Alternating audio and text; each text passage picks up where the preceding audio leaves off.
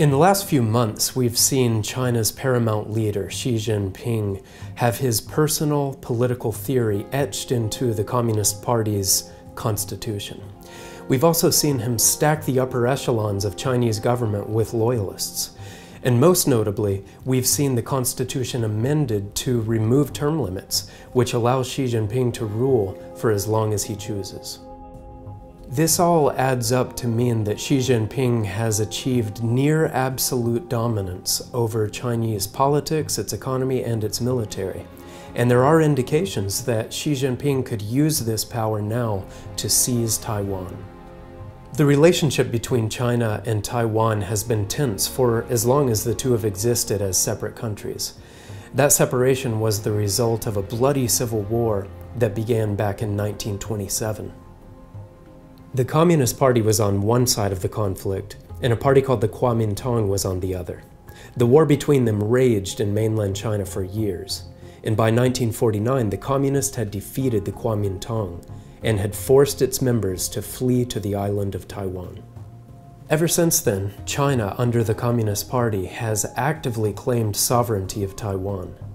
China sees Taiwan essentially as a breakaway rebel offshore province and has often vowed to use force to bring Taiwan back under Beijing's control. For decades, the Taiwanese have lived in fear of invasion from Chinese forces, but they've managed to retain their independence thanks to security assurances, political support, and military equipment from the United States.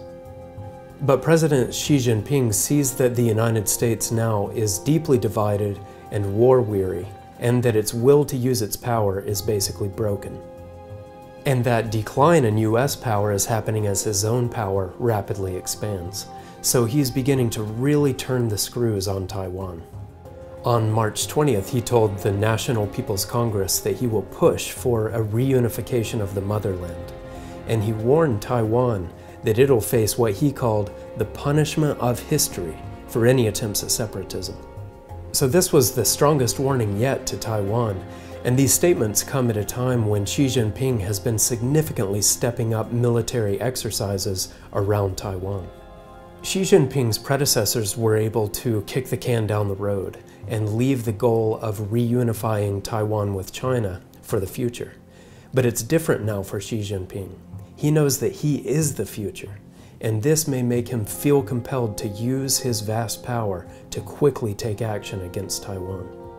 Many analysts believe that he is likely to take action to bring Taiwan back under Beijing's control. For example, Hong Kong University professor Ding Xiaoyang said, "Now that you have almost all the power in your hands, and you have all the trusted people on your team, you need to deliver miracles. Xi Jinping needs to deliver something big, and Taiwan is something very, very big." Back in 1998, Trump editor-in-chief Gerald Flurry said that because of America's weak will, it was only a matter of time before Taiwan was swallowed up by China. He said, "How could anyone fail to see that Taiwan is destined to become a part of mainland China? It is going to happen for one reason, because of a pitifully weak-willed America." Mr. Flurry explained that his assessment is based on Bible prophecies recorded in the books of Leviticus and Daniel. At the time that that was written, the idea of Taiwan being swallowed up by China probably seemed possible only in the very distant future. But now, with America's security assurances so much in doubt, and with Xi Jinping's China becoming so powerful and so willing to use its power, it's easy to see how Mr. Flurry's forecast could soon happen.